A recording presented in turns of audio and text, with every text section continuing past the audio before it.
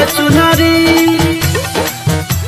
आई बचुनारी लड़की आई बचुनारी। डीजे अमित अपहर आई Bachunari recording by Rajiv rock film Supaul. लड़की आई बचुनारी जाके बाजार भूल गई हसैया लागे उदास एक चीज बिना मैया जाके बाजार भूल गई हसैया लागे उदास एक चीज बिना मैया लेके जाए नमरी धानी मैया धानी मैया जैसे लगे है सुनरी वही लेके आई बचुनरी। ए धानी मैया जैसे लगे है सुनरी वही लेके आई बचुनरी। डीजे अमित अपहर लेके आई बचुनरी वही लेके आई बचुनरी लेके आई बचुनरी।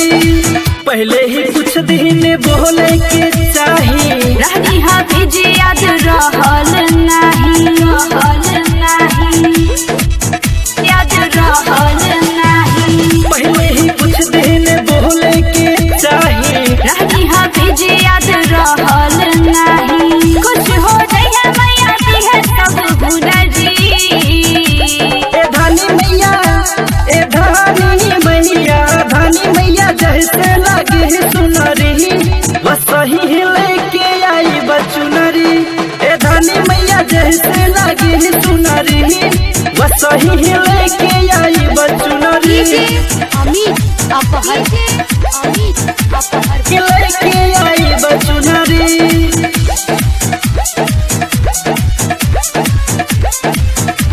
आई बचुनरी।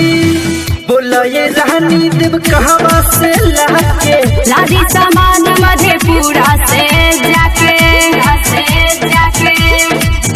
मधेपुरा से जाके बोला ये रानी देव कहवा से लाके लादी सामान मधेपुरा से जाके सुनला विकास सुनला बात करी हमारी।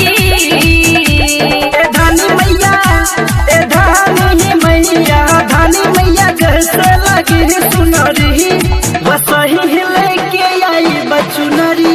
ए धानी मैया जैसे लगे है सुनरी वही लेके